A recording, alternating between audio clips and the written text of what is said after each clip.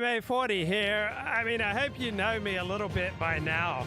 I hope you realize that for all my flaws, I'm dinky die. For all my flaws, you know, I always try to be true blue with you. For all my flaws, right, I always try to give you what I understand to be the fair dinkum truth.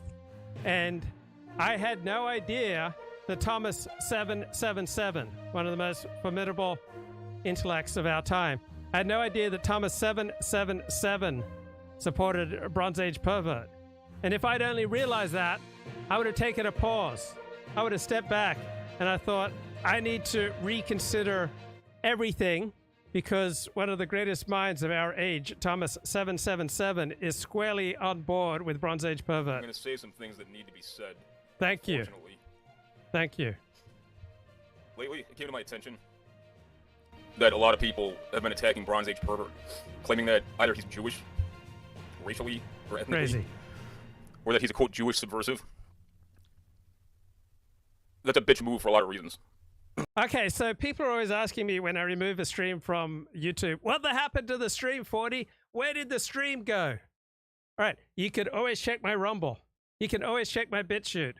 You can always check my Twitter. You can always check my DLive account. You can always check my SoundCloud and Spotify and Apple Podcasts. Right? YouTube has many restrictions, and so I pull down a lot of the videos I make from YouTube, such as last night. I immediately pulled down the video. It was too hot for YouTube, but you can find it on Rumble. You can find it on BitChute. You can find it on Odyssey. You can find it on my Twitter. You can find the podcast version, audio-only version, wherever you get your fine podcasts, mate. First of all, if somebody has beef with anybody, they should seek out the man himself. This gossipy backstabbing and clout chasing by trying to tear down others, that's a bitch move. Okay, that's mean girl, bitch-ass, faggot bullshit. This gossipy, and the fact that it's become so ubiquitous means we got a lot of fucking house cleaning to do. Powerful. This isn't some hobbyist group for male bitches to gossip about. Powerful. It's not some clout chasing social it. media contest. Preach it, And brother. it's not some hobbyist group wherein guys can kind of... No, YouTube did not remove it. I removed it before YouTube could remove it. I was proactive. I was forthright. I was assertive. I was aggressive in protecting my interests, and my interests and your interests, they're so deeply intertwined. We're creating this wonderful epistemic community together, and that necessitates sometimes removing videos from YouTube. live out some fantasy of being a fake motherfucker online with some phony idea. So please give your full attention to one of the great intellects of our time, Thomas 777. Identity. And talk trash about other people to try and leapfrog over them to get more, make-believe clout in internet land or whatever. I've known BAP close to 20 years. I'm an open National Socialist. Wow, he's known BAP for 20 years. He's an open National Socialist, and he endorses BAP. I mean, that's how great Bronze Age Pervert is. He is endorsed by Thomas 777 and the whole Bronze Age mindset. And let's be honest, the greatest thing about the Bronze Age mindset is the Bronze Age lifestyle. What the heck, you may ask, is the Bronze Age lifestyle? Well, it's modeled on classical Greece, classical Athens, where man-boy love was just the highest form of love. The only reason you'd ever want women around is as baby-making machines. You want to adopt the Bronze Age mindset? Well, get into living the Bronze Age lifestyle, right? It's the whole Bronze Age mindset is not just something that happens from the head and from studying books. It also happens from your bottom, right? There are many ways into the Bronze Age mindset. For example, many of the finest aristocratic minds of our time have scrawled their names and their phone numbers on public lavatories, inviting, other blokes to get to know them a little bit better, right? True aristocrats of the spirit often congregate at many of our finest public facilities, public beaches, public lavatories, and they do a little bit of socializing, a little bit of random gay sex. They have the full-on Bronze Age mindset as expressed in the Bronze Age lifestyle of cornholing and getting cornholed. I always have been since he's known me. I pull no punches. I don't censor myself for anybody. I've been on his podcast repeatedly, and my content there is the same as it always is, even on my own platform. Look, Thomas 777, avowed National Socialist, endorses Bronze Age pervert, right? He's known him for 20 years, right? He's telling you right now that BAP is fair dinkum, he's fair go, he's dinky die, he's true blue, and he's just questioning the epistemics of anyone who is running off their mouth about Bronze Age pervert. I know him better than you do, whoever you might be listening or watching this. Powerful. All right, so sit down and shut the fuck up. Yes. Secondly, I don't want to name names. I'm not singling him out. But this fucking kid, Fuentes, he seems to have a big mouth, and he likes to talk about other people's racial jacket all the time, or purportedly, their background being suspect. Isn't Nick Fuentes a 23-year-old kid with no visible means of income who's somehow always flush with cash? Yeah, I mean, he's got millions of dollars because he's an incredibly successful and talented live streamer. And Bronze Age pervert is brilliant. I want to say Bronze Age pervert is brilliant. He's a scholar. This is fair dinkum, dinky die, true blue. I'm not exaggerating here. Bronze Age pervert is brilliant, and he is a fair dinkum scholar. And with the name Fuentes, I don't really think he's got grounds to be talking about people being suspect, okay, in terms of their parentage. Let me just leave it at that. Like I said, I'm not singling him out, but he's the loudest, and he's out front about this, and he seems to be real concerned about chasing clout. And finally, before anybody jumps my shit about stuff I said about Yarvin and stuff, I called Yarvin out. I tried to get him to debate me for months, almost a year. I said, I mean, let's be honest. He's just speaking nothing but truth here. I mean, Thomas 777. Do you recall that defiant, brave, courageous way that he called out Curtis Yarvin? I mean, he called him out. He didn't pussyfoot around. He was fair dinkum, dinky die, true blue, calling him out on his BS. It was so powerful. All I needed was 12 hours notice. I'd meet him in person if you wanted me to. I'd take a Greyhound out to where he's at if you wanted me to. Nothing. Deafening silence. Okay? I didn't just weasel around and talk shit about him behind his back. I owned it. I addressed him directly, and I didn't come at him with anything he didn't say. All right? He's admitted to his background. He said what his politics are. That's the issue I had with him. I didn't decide to make stuff up because he has more clout than me, and I want to pull mean girl shit so that I can get the same clout as he has and make believe fake it, dress up, internet land. Yeah. All right. A lot of shit's got to change moving forward. At least in my corner of this thing, our corner. I'm not the leader of anything. So that belongs to me. Amen, brother. Increasingly we're gonna have to make social media and any kind of internet activity just kind of a way where we can communicate when every mob of our faction has got to communicate and just kind of keep up good offices with each other. We really got to weed out the fucking punks and the phonies. And this has got to become just a real world thing where it's a secondary aspect. We get online to kind of drop theory, deal with matters of faith, and just educate ourselves. Like I said, keep up good offices. Because it's becoming too much of a thing where punks can just, like I said, play internet dress up and fuck with our program. That's all I got. I'm sorry to be so negative, but I'm not the one who... No, don't apologize, bro. You came with the truth. You brought it. Thomas 777. Honestly, the greatest mind of our time. We will not see the likes of Thomas 777 again. Thank you for speaking out. Thank you for sharing your truth, bro. That was so powerful. Right, here's the second greatest mind alive, philosopher Michael Huemer. According to phenomenal conservatives, you have a certain belief, and you might have a justification for that belief based on the way things appear to you. And let's just say, for fun, that it's also a true belief. So you've got a justified true belief. So, but that doesn't count as knowledge, right? Yeah, it depends, right? According to, it seems, well, I guess that's what I wanted to talk about, is just this whole justified true belief conception of knowledge and Gettier cases and all that. So what is exactly the consent? From what I gather, the consensus is that justified true belief isn't knowledge, at least some of the time. Yeah. So justified true belief isn't sufficient for knowledge, as shown by the Gettier cases. As far as I know, almost no one thinks that it might be. And the only person I know of who thinks that, maybe knowledge is justified true belief is Brian Weatherson. But other than that, there's a consensus that if there's only one guy, I think we can still say there's a consensus. Justified true belief is not sufficient. So, okay, so would you mind just giving an example of a Gettier case? Because I don't want to just blow by all this for people who might not be familiar. Yeah, so, I think this is the best example. This is not in Gettier's paper, but this is a better example. So you look at a stopped clock. So you look at the clock on the wall, it says 3 o'clock. Unbeknownst to you, it's actually a stopped clock. Also, coincidentally, it just happens to be 3 o'clock at the time that you're looking at it. All right. So it seems like you're justified in thinking that it's 3 o'clock. Like this is the way that people normally find out what the time is. This example was devised back when most people had analog clocks, not a digital clock. Okay.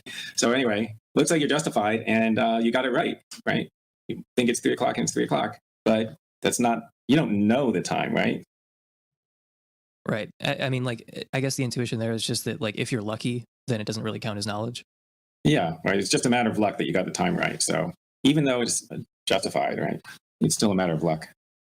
So just, really quick, easy question. What is knowledge? Yeah, that sounds like a quick, easy question. That was, it's unanalyzable. All right, but it's something close to justified true belief, but you require a little bit more. I think the closest analysis is the defeasibility analysis, where you have to not have any defeaters, okay, in addition to justified true belief. This is awesome. All right, how do you know what is true? All right, do you have justified true belief, and can you survive any defeaters? All right, I come before you each day with my justified beliefs, and then I see whether or not I can survive your defeaters. And if I can't, I'm treated like that poor girl in China who is considered, not hot enough to talk about Barbie. No, you have to have no defeaters, where defeaters are true propositions such that if you added them to your beliefs, it would make you no longer justified in believing the thing in question. Right. So in this case, the clock is stopped as a defeater. Right. So the subject doesn't know that, but right. Leponius, he's a defeater. Elliot Blatt, a defeater. Right. Luke Croft, a defeater. Models First, a defeater. Oh, Pipe, a defeater, or potential defeaters.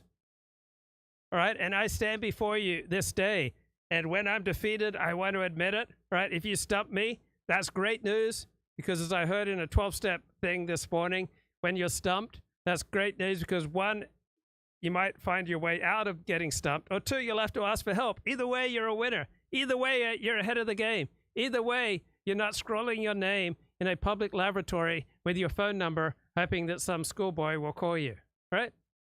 If you added to their belief system that the clock is stopped, then they wouldn't be justified in believing that it was 3 o'clock. And so that's why it's not knowledge. Okay, now I don't think so even this I think is not a perfect analysis, but you have to get increasingly complicated to get counterexamples, right? I don't think anyone has gotten an analysis that's completely free of counterexamples, but I'm not really worried by that because I think that's true of basically every concept. Right? Like basically philosophers never analyzed anything successfully. What about married bachelor? Okay, I mean, that's a really useful concept of truth. Truth is that which survives defeaters. I mean, it's not just an endless, inexhaustible, unfalsifiable definition of truth. But in practice, if you have good reason for believing what you believe and you can survive defeaters, then what you believe is probably dinky die, what you believe is probably true blue, and what you believe is probably fair dinkum. And how can you get any better than that? Diction. It's just like if they're like to feel as if they are directly being appeared to by God, then like I can provide some reasons for thinking that. So do you guys know this Emerson Green YouTube channel? It's a channel just devoted entirely to epistemology, right? Developing good epistemics. And I think the bloke's a Christian. And I really like this channel. YouTube threw it over to me yesterday and really enjoying it. So how do we know what is true? That maybe they're misinterpreting that experience. But, I don't really know how I would go about defeating that other than just like, making the entire case for atheism. Yeah. So, I mentioned before there are 2 kinds of defeaters, right? They're called rebutting defeaters and undercutting defeaters. The rebutting defeater would be just like trying to give evidence against the existence of God, just independently, right? Independently of your religious experience. The undercutting defeater would be to try to suggest that maybe this type of experience is unreliable. So I think you can make that argument. I think you shouldn't respond to religious experience by just saying, oh, well, you can't prove that it's reliable, right? Because that, again, that applies to everything. But you can say, for example, yeah, but people who are brought up in different religions can have different religious experiences. Like there are religious experiences had by people with all different religions, and they usually claim that it supports their religion, but they have incompatible religions, right? So this would suggest that maybe it's not reliable and that the experience is overly influenced by your upbringing and your culture. Right. So that would constitute a defeater or like an undercutting defeater? Alleged undercutting defeater. Mm-hmm. Yeah, so I was accused of being inconsistent recently, and it really bothered me because they were just like, "Oh, you say that religious experiences probably aren't like a great way for ascertaining the truth about reality, but you're also sympathetic to phenomenal conservatism. So how do you make sense of that?" And I was like, "Well, phenomenal conservatism doesn't mean that you just accept every seeming at face value. Like you could provide the kind of undercutting defeater that you just offered there, or like many other potential ones." Yeah. No, I think that's right. I mean, so to me, it's plausible that people could have insights, into the nature of life and reality when they have religious experiences. I'm very skeptical that they support a specific religion, right? And partly because of that reason that I said before, but also like I'm a little more sympathetic to this, or a little bit more credulous about the religious experience than about the drug-induced experiences, because the religious experiences are not induced by hallucinogenic drugs. Usually, I guess they could be induced by drugs, right? But they could be had when your brain is just, in a seemingly normal condition. Right. And like I said, I'm inclined to just say that, like, they do have a justification. The people who are having these experiences where, they're just like, look, I'm just seeing God, like in the same way that I like that you see this table in front of you. It's like, well, what else am I supposed to say to that other than, have fun being a theist? Because if you're really having that experience, then like what can I say to you? Yeah, that's right. I mean, the experience might be sufficiently compelling that you can't, like, even if you give great arguments against the existence of God, they might still think, right, the experience is more compelling. And, imagine somebody trying to argue you out of the existence of the table right in front of you, right? It's like, it's going to be really hard. I should say, though, like, I'm very skeptical that these experiences could support very specific claims about God, like that he's all-knowing, all-powerful, and perfectly good, or something. Like, I'm very doubtful that you have an experience that shows you all of that to be the case. Or, that you could just tell by the experience that Christianity as a whole is true. I think even planning to acknowledge it. Like, I heard something, it was an interview with him that's like somewhat recent, like maybe a couple years old. And he was like pretty squishy on the whole, like our Judeo-Christian religions all kind of worshiping the same God. And he didn't really want to go all the way and say like, oh yeah, they are. But he was like surprisingly, because normally when you talk to like a great discussion there with a leading philosopher, Michael Huemer. And the basic idea is how do we know, right? How do we know what is true? And a good question. How do we know what is true? And you need to have reasons for believing what you believe. And you need to be able to survive any defeaters that come your way. So I like that. All right, I've been reading a phenomenal book. It's called Bondi Badlands, The Definitive Story of Sydney's Gay Hate Murders. Kind of gives you some insights into the Bronze Age mindset and the Bronze Age lifestyle. So just absolutely awful what happened in Sydney in the 1980s, right, into the 1990s, right? It's the era of AIDS. And my God, there were just these string of gay bashings, gay murders. These gay men would gather at the cliffs overlooking Bondi Beach. And these men, they just had a smile that would light up a room. But they were like angels among us. They were just the sweetest, nicest people. This is John Russell. I mean, good old John, he loved animals, man. There he is with the family dog. And here's John Russell as a gregarious 22-year-old with a cheeky sense of humor, right? He earned good tips at Oxford street clubs such as the Tropicana. He is relaxing at his home in Bondi in 1979.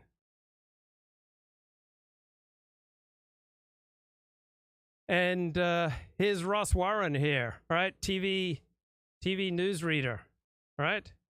And then this is the last photograph of John Russell taken while he's still alive. I mean, these guys just had a personality, a joy of life. They were taken from us way too early. And this is Ross Warren at home in Wollongong in May 1989. He was making plans to move to Sydney that was much more accepting of the Bronze Age gay lifestyle. Right? He just had a happy self-confidence. He was never arrogant. Good old Ross Warren.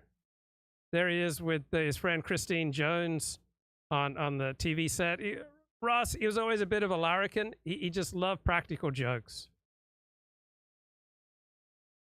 And this is Gillies Martinis, all smiles for his partner, Jacques Musi. Right, this is a holiday photo taken in Bali, 1984. A couple of blokes going to Bali, enjoying the Bronze Age lifestyle. Right, this is Jacques and Gillies in Paris, shortly before their departure for Australia. This is Gillies in 1985. He always wore this yellow spray jacket. He always donned for his cliffside walks. And one of the ways that you signal to other gay men that you're looking for some rando gay sex in a cave by the cliffs is that you'd rattle your keys, and that let people know that you're ready for action. He'd just stroll for hours listening to French pop music on his Walkman, always wearing that same yellow spray jacket. And this sweet man had a smile that would light up a room. I mean, look at these soulful eyes. Here he is in the winter of 1984. The only thing he loved more than beating you at cards was spending a day at the beach having some anonymous gay sex.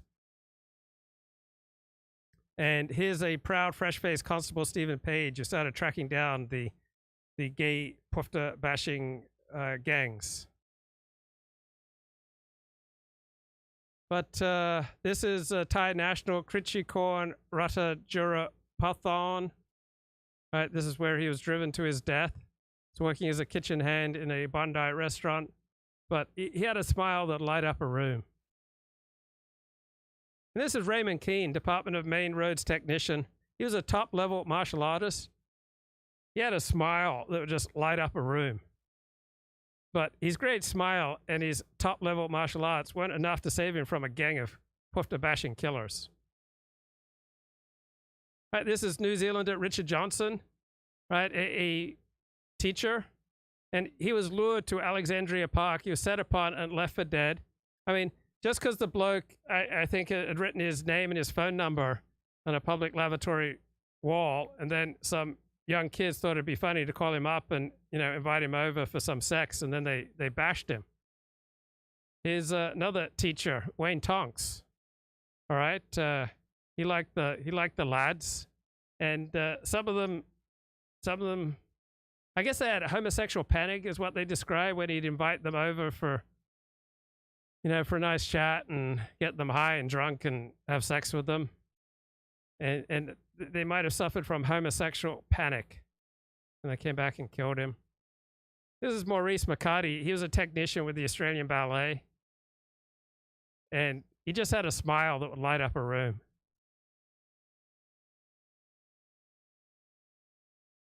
My God. I mean, I didn't really know about the Bronze Age lifestyle. I have to plead guilty. I just really didn't know. And yeah, I mean, these pictures really bust down stereotypes because none of these guys look gay in the least.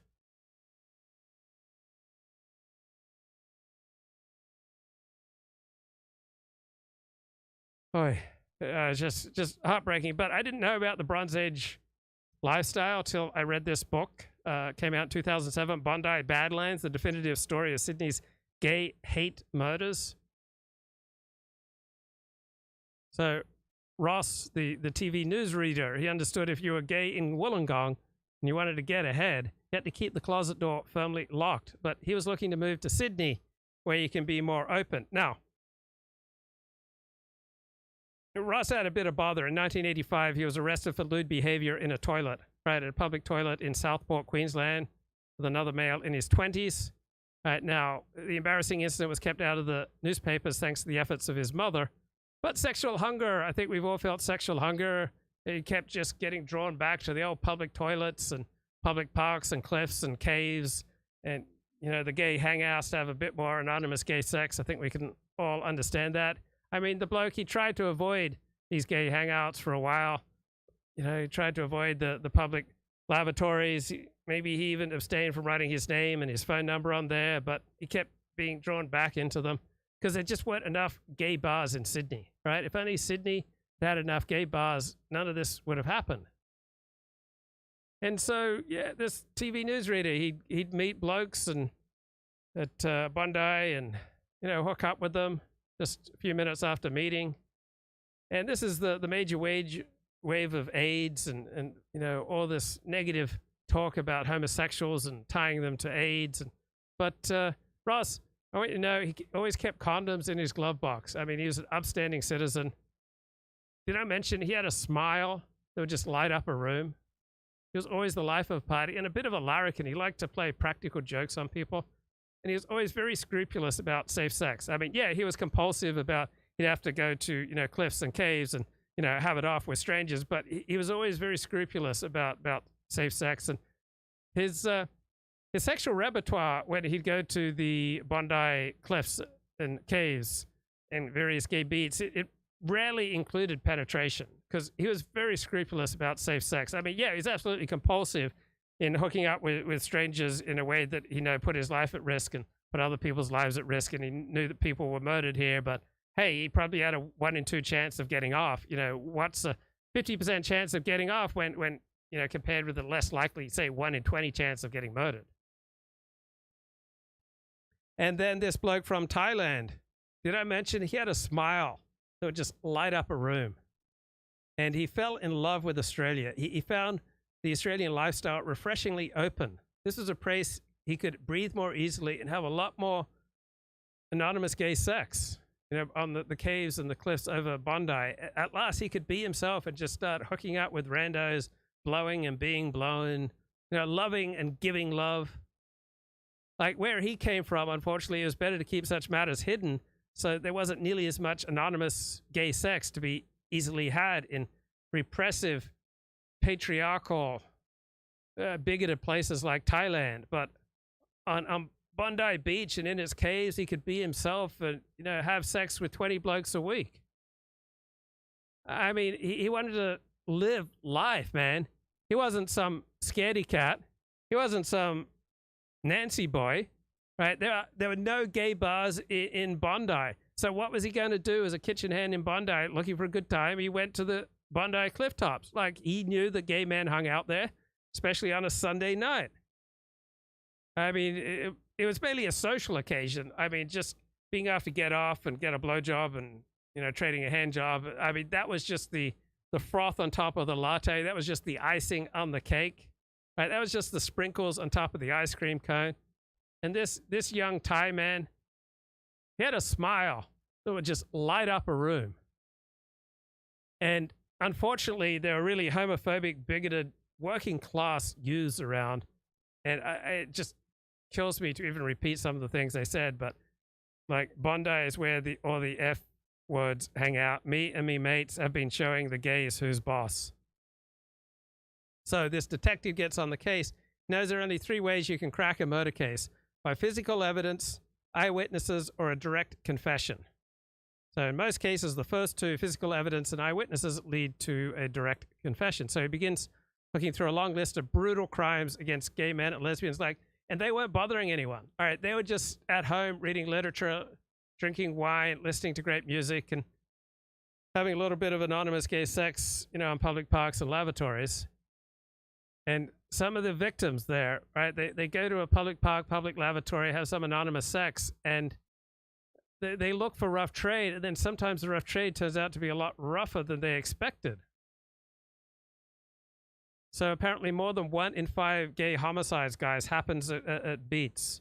So why all this working class poofter bashing? To prove their masculinity to their mates, right? It's old alpha hetero male syndrome, guys. To show they're not gay, right? They go bashing poofters up, disavow. So beats are usually about quick anonymous sex, but some gay hangouts, some public lavatories are much more about socializing. I mean, there's a lot of really elevated socializing going on at many of the finest public lavatories. I mean, this is where aristocrats of the spirit, with the Bronze Age mindset leading the Bronze Age lifestyle, they go to these public lavatories. And at many of these finer establishments, it's primarily about socializing. And it's about having your own rituals, such as, when do you give the hand job, and when do you go to the blow job, and when do you go to the straight, cornholing. So many truck stops have their own rituals. Like you rattle your keychains to, let people know that you're interested in getting it on. Now, the Marks Park at Bondi is a particular kind of gay hangout because it only operated at night. And there are all these areas of scrub and caves that men would go in after they'd met someone on the pathway, had like 2 minutes of socializing, and then you go, have sex. So a gay male would cruise one another by looking at him straight in the eye. This is how you do it, guys. And hold his gaze for a second too long or nodding, all right? Or sometimes you rattle keys to let someone know that you're there and that you're interested. Or who was that U.S. senator? He'd be in a public lavatory and he'd spread his feet out really wide and he'd like tap his feet under your section of the toilet. I hear that's a really good pickup technique. And then it's really awful. Some of these gay men going onto the Bondi Beach, all right, they get set up by a decoy and lured into a cave, and then they get bashed by a gang. And they know it's dangerous. They know their lives at risk, but hey, when you got a nut, you got a nut. So, first 6 months in 1990, there were more than 90 gay bashings reported in Sydney and 3 gruesome, well-publicized gay murders. One man quoted in an article admitted to being in more than 50 gang assaults or robberies of gay men. Now, some blamed the violence on the increasing profile of the gay community in Sydney, as if by being more open about their sexuality. Like gay men had no one to blame but themselves for unleashing the furies of violence. As though, the spreading of AIDS was somehow the fault of gay men. And some people today have incredibly bigoted, ignorant perspectives on the gay community because of, orgies leading to the spread of monkeypox. But that's not representative of what, really life is like for most gay men in America. So apparently there are few real murder mysteries, according to this book. There are only guilty people with dark secrets, witnesses who won't come forward out of fear or loyalty to the killer, maybe a case that remains unsolved because of a misstep or two by the investigators who misread critical pieces of evidence. But the unvarnished truth is always out there. So, former teacher William Allen. Did I tell you about this guy? All right, he's just not another victim of gay bashing. All right, this guy had a smile that would it would light up a room. That's how magnetic his smile was. And what a teacher. Just a pedagogue of the highest order. He wasn't just interested in penetrating young men's bodies. He also wanted to penetrate their minds. He was like a real embodiment of the Bronze Age mindset and the Bronze Age lifestyle. And yeah, there was a particular public toilet that he liked to hang out, where he'd been brutally bashed, but he also knew that there was a really good chance of getting off. So he thought he had more of a chance going to this public toilet, getting off than getting murdered. I mean, after all, it was just a regular public park where a lot of gays would hang out at night and get each other off. And he left his phone number on a cubicle wall in the toilet block. I mean, a lot, but let's be honest, a lot of teachers do that. I don't know. I think probably most teachers go around leaving their names and their phone numbers on cubicle walls on public toilets. And yeah, he had a predilection for teenage boys. Like he liked to hang out, at these gay beats and have sex in public places. He had, a lot of unsavory visitors late at night. He liked the rough trade. And yeah, I mean, the police were looking into him for having sex with an underage boy. I will give you all that. But I mean, if you only knew this bloke, he had a smile that would light up a room, particularly after he just had sex with a teenage boy. I mean, it would just warm the cockles of your cold homophobic heart. And so this public lavatory, it was known as a Pufter's Hangout, a gay beat. And, blokes would scribble their phone numbers on there. And so these lads would go, write down these phone numbers and then call, these teachers who'd scribbled their phone numbers on this public lavatory. And Richard Johnson, I told you about Richard. I showed you a picture of Richard Johnson. He was a darkly handsome 33-year-old New Zealander who lived in Coogee. And the most unforgettable thing about Richard Johnson was that he had a smile that would just light up a room. And so the boys invited him to come to this public toilet block to have some sex with them. And they enticed him by saying, you know, we're boys and we like to give head jobs. And like, what's this 33-year-old New Zealander, you know, what's he got to do? Like, how could he like possibly say no? He'd scribbled his phone number there. You know, he was obviously looking for gay sex, and now there are boys who like to give head jobs. Like, you think he's like Mother Teresa? That's how he goes there, you know, at 10 p.m. And then all these blokes set upon him and beat him up.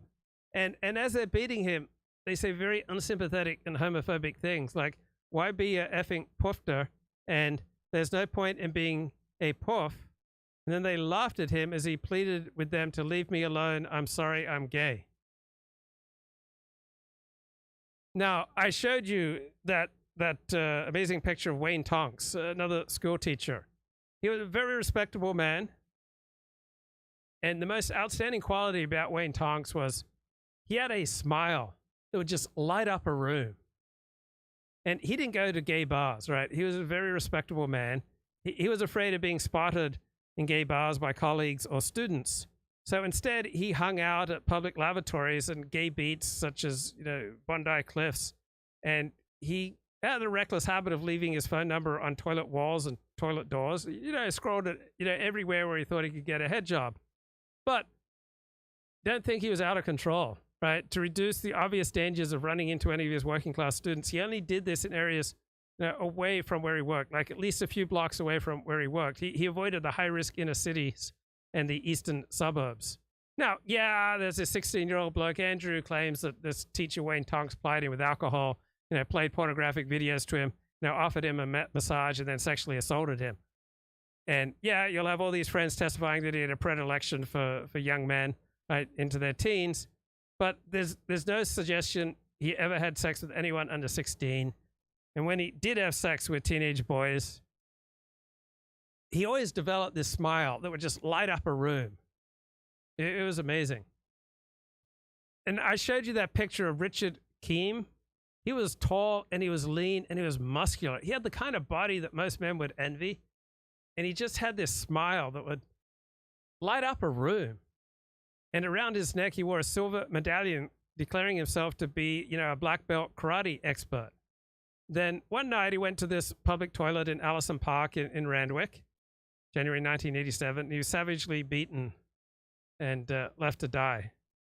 So he was intended to drive down to Canberra to join his wife and his 2-year-old son. But sometime after midnight, he just had to, you know, go to this public toilet block and try to get off with some blokes. I mean, he didn't identify as homosexual. He didn't lead the gay lifestyle. He just went to gay places and had anonymous gay sex, but he didn't identify as gay, didn't lead the gay lifestyle. Like, the bloke had a wife, he had kids, but he was a black belt in karate, all right, just defied all the stereotypes about gay men. And the most incredible thing about it was he just had a smile after a bit of anonymous gay sex. He just had a smile that would just light up a room. Then there was Maurice McCarty, right? Had some rather rough-looking, you know, young man over, and then got murdered in his own backyard. Like, one minute he's shooting the breeze about the rugby with this young man, and next minute he's getting bashed. And the basher says that McCarty promised him cheap marijuana, but instead poured him a glass of wine and then made a pass. And the sexual overture was too much for the young man. He simply snapped, like he had homosexual panic. All right, it's like cancer. Right? Many men carry out horrific acts of violence in response to another man trying to fondle and kiss them. And guys, if other men try to fondle and kiss you, like, please don't fall into homosexual panic. Now, the criminal class is ruled by a brutal code of silence. Even the toughest thugs are afraid of what will happen to them if they inform on their mates. And this police inspector, he's not dealing with a single serial monster. He's dealing with a multi-headed hydra, a diffuse group of men and women who'd made it their hobby to kill gays. Like, killers don't come out of nowhere. They have a history. Starts with just bashing gays again and again and again, and then they start throwing them off cliffs. So there was a Alexandria 8 gang who were just bashing gay men all over Sydney. Hundreds of gay men. And they'd say things like, oh, I know that poofter. I've seen him before. I've belted him before. And sometimes they'd even take the wigs of these gay men. I mean, how disgusting is that? I just learning so much about the Bronze Age mindset in this book.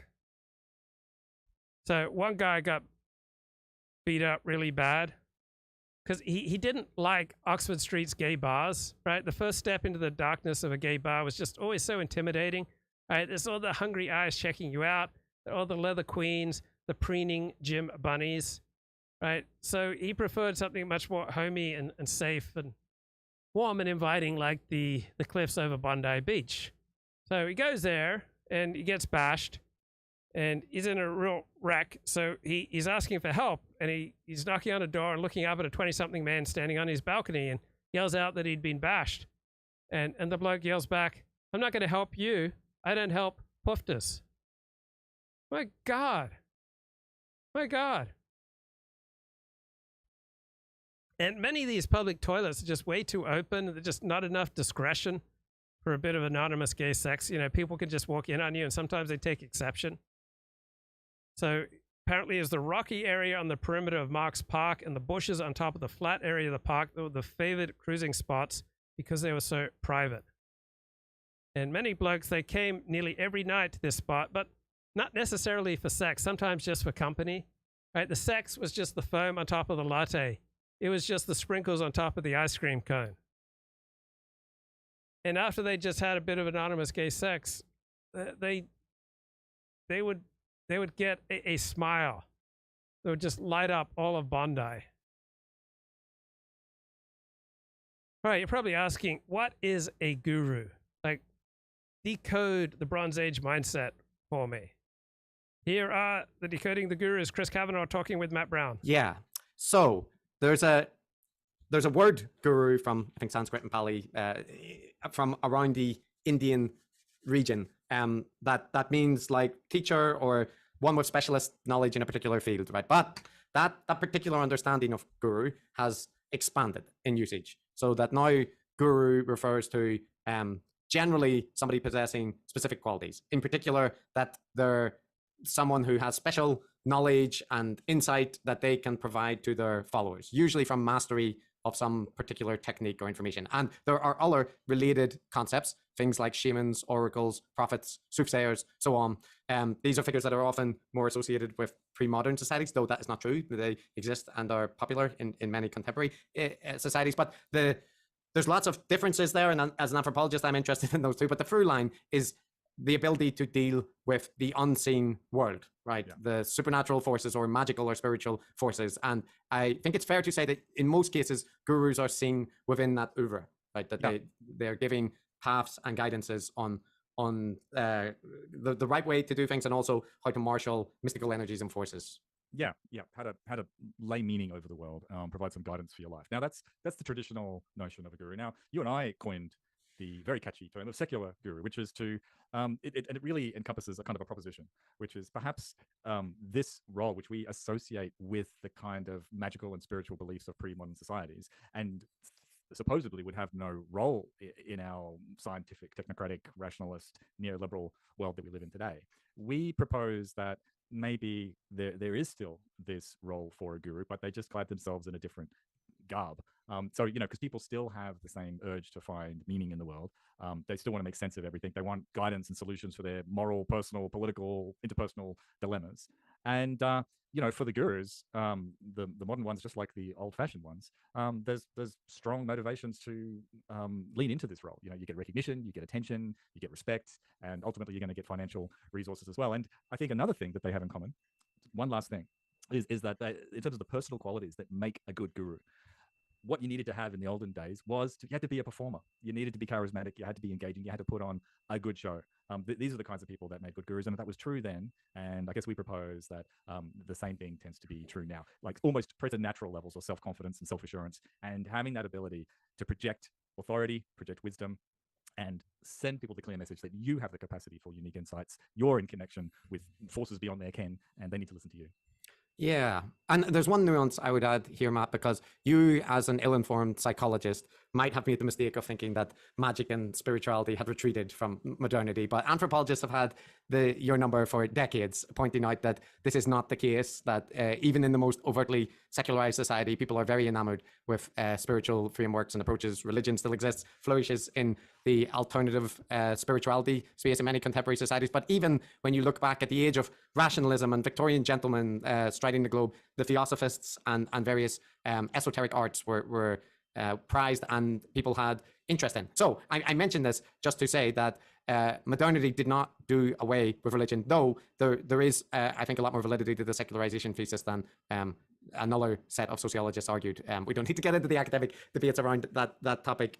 But the crucial distinction, I think, from the concept that we are interested in is that most of those figures still professed a fascination and an interest with esoteric spiritual arts, right? The gurus that we're interested in, they don't do that. What they lean in more is expertise in secular topics. This can be philosophy, it can be politics. It often is science. And, just for an illustration, Brett Weinstein links most of his views to an evolutionary lens, right? And they might have sympathy and interest for religious topics. Like Jordan Peterson has a clear religious impulse, but in a lot of occasions, he channels that into a symbolic interpretation, and he still links it to his evolutionary framework about competence hierarchies and his Jungian psychology expertise, right? His clinical expertise in psychology. So that's the part which kind of marks them out, is that they ground their expertise not in the ability to manipulate esoteric forces or commune with the ancient masters, but with their secular knowledge of science and psychology and politics and these kind of topics.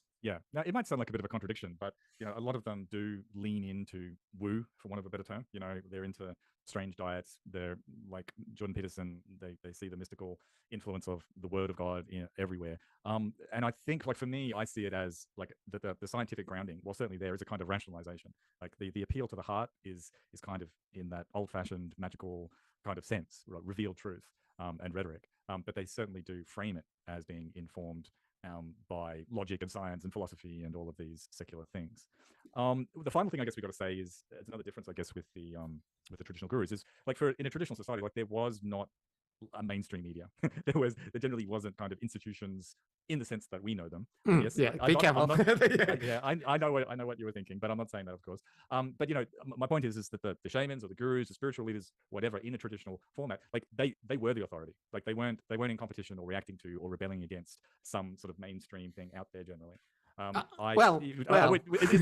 Is there Discord? This is meant to be an explainer, Chris. Yeah, no, I all I would say is, like, we had the anthropologist, cognitive anthropologist Manveer Singh on, and he was talking about shamanism as this recurrent cultural technology and an early developing profession, right? Because there's lots of need to manage uncertainty in pre-modern societies and also modern societies, but people always want to manage uncertain outcomes. And if you believe that uncertain outcomes are being impacted by unseen forces, then somebody who can marshal those forces to give you better outcomes is a figure that's useful in a society, right? So, if your crops are potentially destroyed by the weller, somebody that can help you. Okay, shocking news breaking on Mediaite. All right, Steven Crowder sent photos of his genitals and exchanged drugs in super creepy workplace, ex-staffers say. Steven Crowder's been a lightning rod for controversy since he launched his own online show, Louder with Crowder, but behind the scenes, his bombastic behavior. All right, this is where the Bronze Age mindset and the Bronze Age lifestyle may not have been perfectly aligned with his best interests.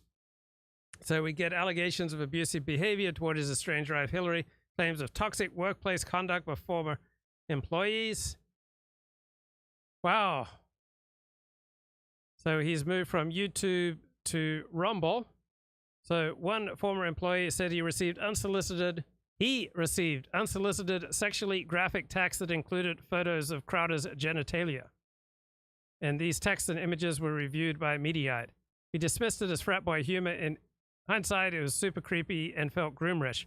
Always felt like childish behavior in the moment, but then felt predatory in hindsight. Like he was always testing people's comfort levels with that kind of behavior. Because he was the boss and he had no accountability, it just continued to happen. In addition to receiving unwanted sexual text messages, the former employee alleged that Steven Crowder habitually exposed himself to other male staffers. Only to male staffers.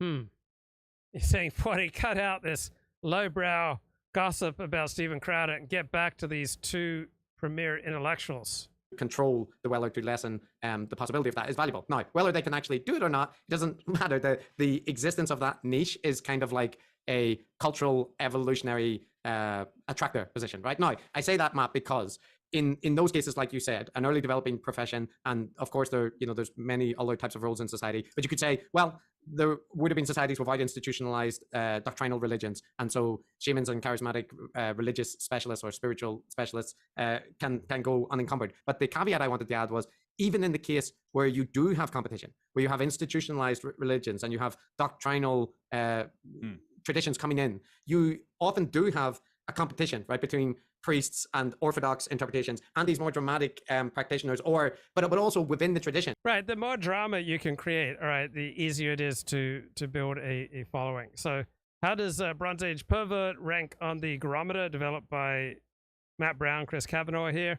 So we're talking about exploitative gurus who produce ersatz wisdom, meaning a corrupt epistemics that creates the appearance of useful knowledge but has none of the substance. All right, this would work to describe almost all right-wing pundits. So galaxy brainness, right? Someone who presents ideas that appear to be too profound for an average mind to comprehend, but are in truth reasonably trivial, if not nonsensical. So I would say that Bronze Age Pervert is kind of low to middle in scoring for galaxy brainness, because he is a genuine scholar. He does have genuine knowledge. He is brilliant. So gurus often present themselves as fonts of wisdom, and it is an all-encompassing kind of knowledge that tends to span multiple disciplines and topics. So when Bronze Age Pervert is talking about the areas that he knows, he is a genuine scholar and has genuine learning. When he talks about multiple disciplines and topics, then his learning, of course, attenuates until we're talking he's got like Luke Ford levels of expertise. How sad. So gurus like to link together disparate concepts such as quantum mechanics, logic, and the nature of consciousness. They often present themselves as a polymath who can offer novel insights in many different fields. They often allude to their own accomplishments and exaggerate them to a shameless degree. I think Bronze Age Pervert does this so much. They constantly offer hot takes on technical topics, dismiss the perspectives of genuine experts, and they're very good at performance. Well, this is Bronze Age Pervert. He is very good at performance. Cultishness, being a guru is a social role. A guru is only a guru. There were people who regard them as such. Yeah, I think that would apply to Bronze Age Pervert. All right, let's get Stephen J. James here. What the beef is between these two, but Nick is going to refute some of what Thomas has got to say. I've got a clip, I've clipped something out. I did some research earlier today. We'll look at that, we'll listen to the man himself, give the backstory of what is this beef, what is it between the author of Bronze Age Pervert, or Bronze Age Mindset, Bronze Age Pervert, and Nick Fuentes. I'm proud of you, Damien, best friend online. All right. Let's go, dude. So settle in. We're going to clip some stuff out. We'll listen to Nick explain the beef, then we'll be back. We'll look at Telegram, then we'll get out of here. But I think I've turned off the recording in expectation of a long one. Some of the Telegram stuff I've got, some of the spoken out on Telegram is hilarious news. Space that Nick did on the 29th, about 1 week ago. Come on, yeah, thank you play. For dragging me in here. So as far as what Bab believes or doesn't believe about, how we're going to save Western civilization, to me is really less important. Because the thing is, and I actually had a much more agnostic view of him than I do now years ago. When I got started on Twitter, 2016, 2017, we were mutuals actually, and we were mutuals for years. And he had his space and I had my space, and we were different, of course. He's not Christian. I would say he's actually anti-Christian. And I don't say that as an attack. I just say that descriptively. I think that he takes every opportunity to throw Christians under the bus. That's my perception. Be that as it may, my side is obviously Christian, Catholic, America first. His side is classicist. He's into Nietzsche and he's secular and all of that. Okay. And so, as I said, for years, I took the same view that all of you had, that, well, maybe people that want there to be some kind of peace or détente between the two camps. That was the status quo. That was the dynamic. And I was content to say he's over there. I didn't really like his content. I didn't really like his book. I didn't really like his jokes and everything. But I had him on my show. Actually, before he started doing interviews, when his book came out, I said, hey, you want to come on my show? He said, well, I don't want to voice docs. So he said, could you prepare questions and I'll prepare answers and I'll send Mike Mod to read the answers on your show on my behalf. And I said, sure. And I think that was in the beginning of 2019. I want to say that was May or sometime in the spring of 2019. So we were cool. And then we were not cool because he attacked me first. And I've seen his people and him on his timeline. They're saying, oh, why does Nick got to go and attack me? Why is Nick targeting me? Why is he sour grapes? Why is he causing all this so-called infighting? I didn't start it. I was cool. Even though I never really cared for the guy. I was always polite, respectful, diplomatic, etc. And what he attacked me over in December 2019 was an event that I put on. I put on an event called the Groyper Leadership Summit, and that was after the Groyper War. And this was an extremely low-key event. We put out a poster. It was me, Patrick Casey, Jake Lloyd. We were the speakers. We put out some promo materials on Twitter. And this was after all the Groyper War battles. We said, okay, Groyper War's over. We won. We're going to do a conference outside of the Turning Point Conference. And, we're going to give a statement. We're going to give sort of like a press conference on the events that had transpired and our views and sort of distinguish ourselves from Turning Point. And so the poster goes up. And right away, Bronze Age Pervert puts out a tweet shitting all over the event.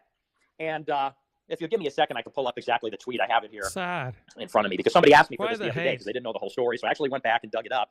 I mean, why do we have to have all this gay drama among two of the premier thought leaders of our time? Makes me so sad. And there was a big article written about this in Countercurrents magazine at the time, December 5th, 2019. So he puts out on December 2nd, 2019, he says, totally unacceptable. I strongly recommend not to register to this and for sure not to attend it. This goes against every principle of OPSEC that I've recommended for years, has potential to become a disaster. At the very least, you will be doxxed. I've long recommended make strong friendships, keep it loose and decentralized, rely on loyalty to known friends rather than ideology or... And when he says make strong friendships, I mean, he's talking in the broadest possible terms, but a lot of great, strong, deep, long-lasting friendships begin with a hookup in a public lavatory or just, tossing each other off on the Bondi cliffs. I mean, that's the Bronze Age mindset, the Bronze Age lifestyle, right? That's how you really solidify a bond between two aristocrats of the spirit, all right? Followers of the Bronze Age mindset, they are the real aristocrats around us. And what could be more aristocratic than having sex with other blokes in public lavatories? Central figures succeed in the normal world, in business law, don't follow my path, infiltrate the security apparatus with your friends. And so I texted him after that tweet came out, and I said, hey, I think you're mistaken. I gave him the benefit of the doubt. I said, I think you're mistaken because this is just going to be literally 20 people at an Airbnb, 20, 25 people. It's all people that I know personally. So it's literally, not only is it not an outdoor it's not an outdoor event. It's not a public event. It's not even and most importantly, there's not going to be any yucky women around, right? This is just going to be aristocrats of the spirit.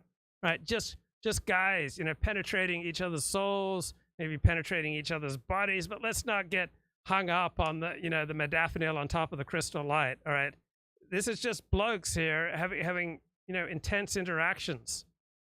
These are aristocrats of the spirit. Right? Why do aristocrats of the spirit, whether they're devotees of Nick Fuentes or Bronze Age Pervert, why do they have to fight? An event where you can just apply to or buy a ticket. It's an invite only. And it's all people that we know. It's all people that one of the three organizers knows personally. I said, so, the idea that you're... Look, there are legitimate reasons to criticize Nick Fuentes for this or for that. But you can't deny the man's charm. You can't deny the man's charisma. Nick Fuentes, he has a smile that just lights up a room.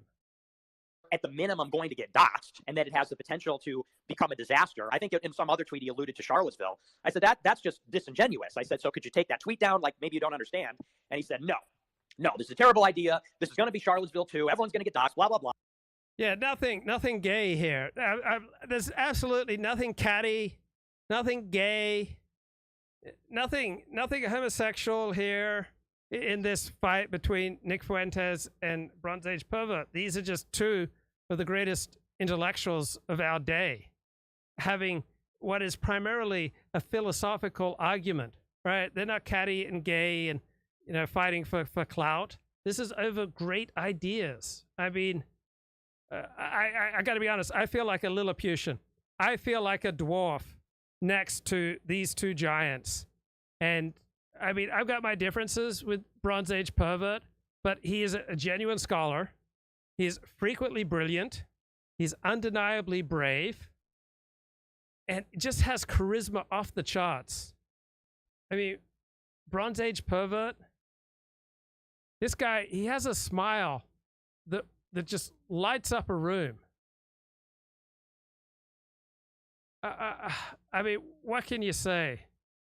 I mean, I'm just the smiles, the charisma of those with the Bronze Age mindset. I mean, the happy self-confidence, and yet not arrogant. Right? You could say that about Nick. You could say that about Bap. Or you could just say that about people living the Bronze Age lifestyle. I mean, they're larrikins, yeah. But they love playing practical jokes. But I mean, the charisma, the smiles that just light up a room, just the childlike innocence when they're engaging in this anonymous, gay sex in public lavatories. It's not vulgar, right? It's not like what you think. It's just a sweet innocence to all this, man-boy love. And we try to judge it. We try to put, labels on it. But these people, they just have smiles that light up a room. I'm not sure if I mentioned that. You have this dynamic where there's a kind of constant push and pull between figures who lean more towards, idiosyncratic, dramatic, charismatic interpretations, and those which lean more towards like orthodox textual dogma. And in both cases, you can have splintering, and you can have little flowerings, and you can have people coming back into the traditions and reinvigorating them. And you just need to look at modern religion to see that you have charismatic individuals who perform like guru-ish roles, and you have, very serious priests and theologians and so on. So it's just to say, I think that gurus inhabit all societies and all areas, including traditional religion, New Age religion. Question: would 40 prefer to be neighbors with pufters or with a sterile bachelor? I'd prefer to be with good people who are smart, and plenty of gays are wonderful people, pro-social, leading elevated lives, and plenty of religious people who are married with kids are absolutely miserable, like that architect who apparently murdered all those prostitutes in and around Long Island. Right, his family seemed miserable, his marriage seemed miserable, they all seem miserable together. So life is complicated. I'm sure you can meet wonderful people having anonymous gay sex in public lavatories. Like non-doctrinal religions and now secular modern society. So our argument, I believe we're in accord on this, is that it's a recurrent social role, and we are looking at a modern manifestation of it, which has some distinguishing characteristics, but which is part of a broader category that has those features I just outlined. Yes, we're in accord. Would Luke Ford rather be neighbors with Bronze Age Pervert, Nick Fuentes, Norman Hobbs, or Joseph Cotto? I'd much rather be neighbors with Joseph Cotto. I like Joseph Cotto. I would enjoy, hanging out with Joseph Cotto. I guess the only thing that's new is that the kinds of secular gurus that we look at the moment do seem to operate in the shadow of the institutions, mainstream media, the blue church of the academy, as they like to call it. And as you said, they don't draw their epistemic and moral authority with reference to like an orthodox consensus literature or whatever, but rather with reference to not their spiritual powers or their connection with God, but their polymathic powers, their unique intellectual capabilities. So just in that sense, that's, I think, is a little bit new, that I think they operate in the shadow of modernity. And there's the fissures and paranoias and alienation that's going on in modernity, and secular gurus can capitalize on that. So, I'm just foreshadowing, Chris, our theme of anti-establishmentarianism. That's all I wanted to do. Yeah. So, well, one thing I think to mention here as well, and this is something which people always struggle with, is that when you are defining a category or tribe, for example, there can be individuals who do not fit neatly into the what's that word whenever you have the kind of prototypical figure, right? So you might set a bunch of characteristics that are defining of the group or the kind of person that would be in the group, and then you will find that various people related to a group, embody those features more. Look, I like what Ricardo says here. Luke doesn't see race. He doesn't care about sexual orientation, right? He's happy to be neighbors with any, aristocrat of the spirit. I used to see the world in a very bigoted, narrow-minded, frankly, racist, homophobic, Islamophobic, just Eurocentric. I mean, I was imprisoned by outdated gender norms, outdated racial, ethnic, and religious stereotypes. I was imprisoned and just clinging to my guns and my religion. And you know what set me free? It was when I started drinking Soylent. Right? It's creamy chocolate flavor. It's a ready-to-drink meal. Once I started embracing Soylent, having a couple of Soylent every day, I immediately started becoming multicultural. Now, I realize that Soylent drinkers are on the vanguard of teaching European civilization how to be multicultural. But unless European civilization learns to be multicultural, it will not be survived. And silent drinkers, we're going to be resented for our leading role in teaching Europeans how to be multicultural. And that's just the price of being a silent drinker. But I'm so amazed at how much more tolerant I am, how much more open I am to loving and being loved. People of all races, religions, ethnicities, orientations, like, you know, seeing past these outdated, you know, gender, sexual, racial, orientation perspectives. And as long as I keep drinking the creamy chocolate Soylent, all right, I just find myself just thriving in our new, wonderful, multicultural Los Angeles. I really feel like I'm now, you know, properly equipped to deal with the elite, because I get my Soylent just shipped to me in big fat boxes by Amazon. Subscribe and save. Like, I save 5 to 15%, right, by doing subscribe and save. And then I save another 5% on top of that, because I use the Amazon credit card where I get 5% back. And I really recommend the Soylent Creamy Chocolate when it's chilled.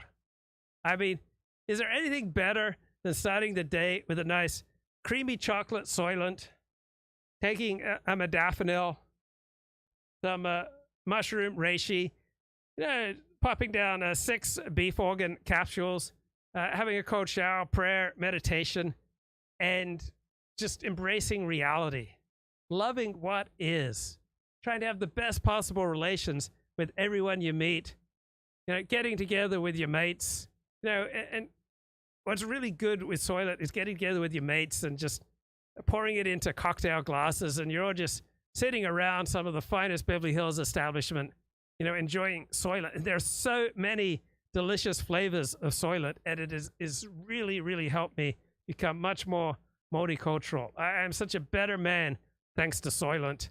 I've been able to transcend my outdated sexual, racial orientation stereotypes that were imprisoning me, causing me to lead a much smaller life, causing me to walk around with a chip on my shoulder. I had these outdated notions about 1350, right? I had, you know, all sorts of outdated gender, sex, racial orientation, religious, ethnic, you know, stereotypes that were just keeping my life small, keeping me imprisoned in my bigotry and hatred of and suspicion and fear of outgroups. And now I meet a refugee, right? I meet an illegal immigrant. My first thing is, nobody is illegal, bro. He just doesn't have his documents. I mean, where I go in LA, they keep Soylent on tap at all of the finest public restrooms in Los Angeles. And then I've got this green vegetable juice because I don't have time to make a salad. I like to order about 20 of these at a time from Amazon. Suja Organic.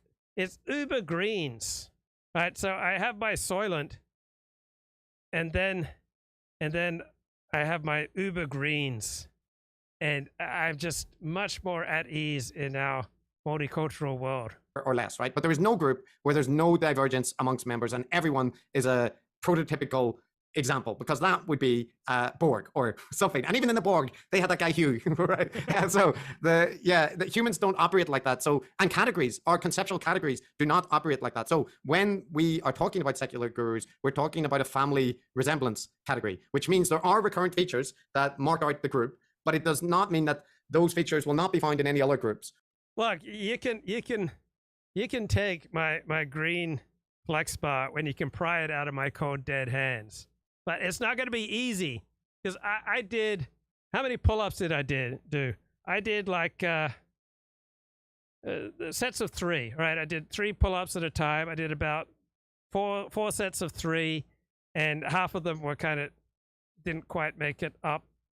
Couldn't quite get it up. I don't know. I've had trouble getting all the way out with my pull-ups since I started drinking Soylent. Or that you can say, okay, when you have 4 out of 10 of these, you are not a guru. When you have 6 out of 10, you are a guru. It is a spectrum, and it is a category and people can be in multiple categories. This is sometimes hard for people, and they think that that makes it like, oh, it's so wishy-washy and so strange. But you do this every day of your life. You operate in this function. I am a man. I am Irish. I am incredibly cool, and I'm a person with brown hair. Right? Like these are all overlapping categories, and you know that's not hard, but people don't get it. And you know, I can be a fan of. Yeah, life on the spectrum is great. I don't know what the problem is. I'm a man too, and I like